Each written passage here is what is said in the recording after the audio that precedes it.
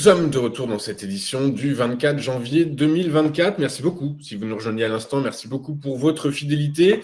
Juste avant de retrouver David Furcage, on va faire un détour par le Palais Brognard où les indices à l'ouverture étaient attendus en hausse timide. Résultat, ils font plutôt le chemin inverse puisqu'à l'heure actuelle, le CAC 40 perd 0,34% à 7388 points. Je vous rappelle que cette journée, par contre, est une journée placée sous le signe de la publication des indicateurs avancés d'activité, les PMI, puisqu'ils seront publiés en France, en Allemagne, en zone euro et cet après-midi aux États-Unis. Voilà, c'est des indicateurs qui permettent d'anticiper à minima la direction que peut prendre la croissance économique des zones dont on vient de discuter. Voilà, dans cet environnement donc teinté de prudence, parfois un peu de doute, ce matin, moins 0,34%, que faut-il faire? Que vont faire les marchés actions? Pour répondre à cette question, je suis avec David Furcage. Bonjour David.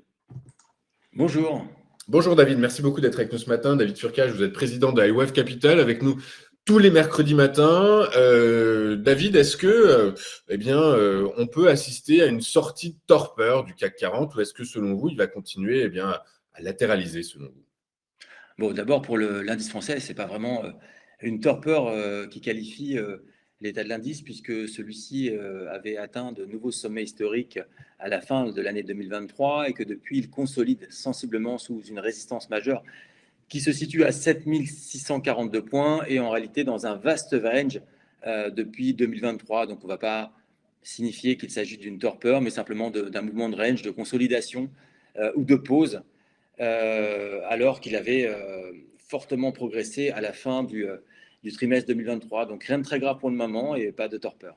Ok, donc pas de torpeur. De toute façon, alors il y a quand même, effectivement, peut-être pas de torpeur, même s'il y a quand même une forme d'incertitude, j'ai l'impression, dans l'esprit des investisseurs. Le CAC 40 a ouvert à moins 0,34, là maintenant il est à plus 0,32. Du coup, est-ce qu'il y a une direction claire qui peut se dégager, selon vous, sur l'indice phare parisien lors de ces prochaines séances? En fait, comme le graphique en témoigne, le marché évolue maintenant depuis plus d'un an à l'intérieur d'un vaste range. Donc évidemment, un range, d'un point de vue de l'analyse technique ou de la psychologie, effectivement, il s'agit d'une zone de doute momentanée en attendant que le marché s'extrait soit par le haut, soit par le bas. Quoi qu'il en soit, le marché est en situation d'équilibre et c'est justement ce que l'on observe entre le support majeur de 6866 points et la résistance majeure de 7642 points. Il y a un petit niveau intermédiaire qui se situe au niveau de la moitié de ce range sur le support de 7260 points. Donc, en fait, en tant qu'analyse technique, c'est la neutralité, ce dont on peut parler, une forme d'équilibre du marché et qui, effectivement, implique en matière de psychologie une zone comment dirais-je, un moment de doute. Voilà, mais rien de très grave, franchement, puisque, comme je l'indique depuis maintenant quelques semaines, le marché ne fait que consolider sous ses précédents plus hauts historiques. Okay, voilà, donc à l'ouest, rien de nouveau. À l'ouest, rien de nouveau. Alors, à l'ouest, rien de nouveau pour le moment. Demain, c'est quand même la BCE. On va avoir la décision de politique monétaire de la BCE. Globalement, normalement, le statu quo devrait ressortir. La semaine prochaine, c'est la Fed. Pareil, a priori, statu quo. Du coup, par la force des choses, est-ce que potentiellement ce sont quand même des rendez-vous de politique monétaire qui pourraient faire bouger, vaciller dans un sens ou dans l'autre le CAC 40 et les indices actions plus globalement? Alors, en réalité, les anticipations en rapport à la politique monétaire sont dans les cours. Ce qui fait varier les cours, c'est une surprise dans le discours des banquiers centraux, de la manière dont, par exemple, ils peuvent percevoir l'inflation et la croissance, et ce qui donne quelques éléments en rapport à la trajectoire des taux d'intérêt de la Banque centrale. Mais en dehors de cela, la décision est attendue et je ne vois pas comment ça pourrait faire varier les marchés. Donc, je répète, en dehors d'une surprise dans le discours du banquier central. Ok, très clair. Eh bien, écoutez, on va suivre ça effectivement avec une grande attention, David. On va basculer sur l'autre, je dirais, l'autre projecteur que vous souhaitez mettre en avant, c'est la comparaison sur les marchés indices actions américains du secteur growth contre le secteur value. Qu'est-ce que vous avez décelé comme analyse? Quelle analyse vous pouvez en faire? En fait, quand je disais à l'ouest, rien de nouveau, je voulais dire simplement pour le CAC 40, mais à l'ouest de l'Europe se situe le marché américain qui, lui, est en pleine euphorie.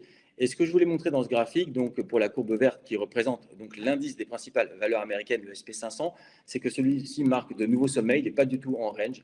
Il progresse fortement. Et sur la partie basse du graphique figure une courbe en couleur noire qui est le ratio valeur de croissance sur value stocks. Et ce que je voulais montrer par ici, c'est que sur la fin du semestre, sur le second semestre de l'année 2023, en fait, il y avait une décorrélation entre, d'une part, la courbe verte, donc l'indice SP500, et ce ratio, matérialisé par une courbe qui baisse, par exemple, sur le SP500 et un ratio, donc des growth sur les values, qui se reprend ou inversement.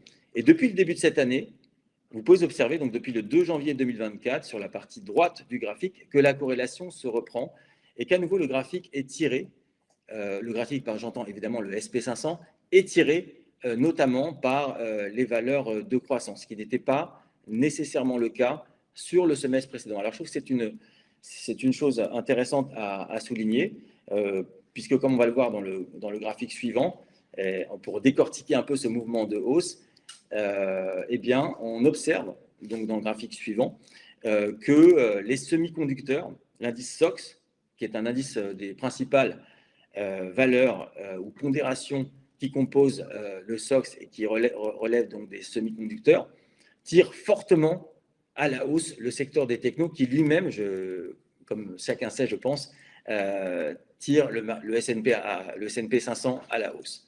Donc, en fait, ce que je veux dire par ce graphique-là, le troisième graphique, donc indice des semi-conducteurs et valeurs technologiques, donc il y a un lien étroit entre l'évolution donc de l'indice SOX, des semi-conducteurs, vous voyez une corrélation quasiment de 100%, et l'indice des valeurs technologiques.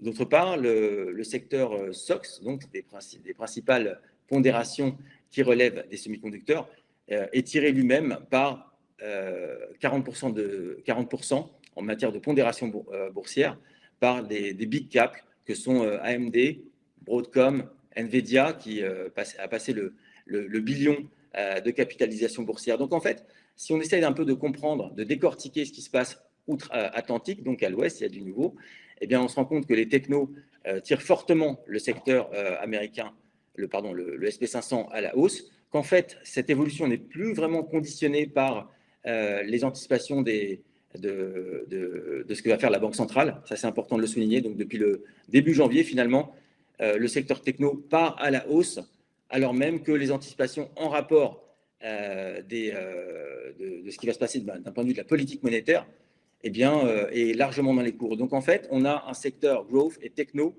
et SOX qui vont de l'avant, qui marquent de nouveaux sommets significatifs, voire des sommets historiques, en l'absence de nouvelles justement, en rapport à la politique monétaire aux États-Unis. Et je pense que c'est intéressant de le souligner, puisque vous me demandiez en début d'émission, voilà, que se passe-t-il en rapport aux réunions des banquiers centraux, d'une part de la BCE, donc en Europe, et d'autre part aux États-Unis. Eh bien, en fait, il n'y a pas vraiment d'impact. On a vu tout à l'heure le CAC 40 qui évolue de manière latérale à l'intérieur d'un range.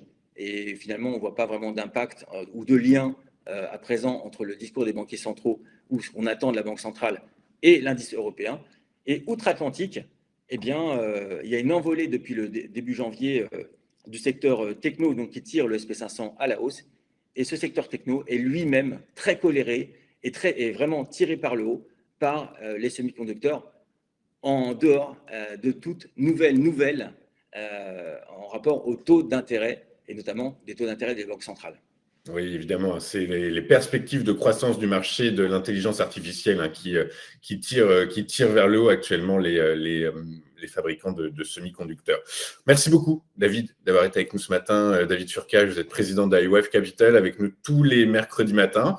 Et puis, écoutez, je vous souhaite une excellente journée et je vous dis à bientôt, David. Merci beaucoup.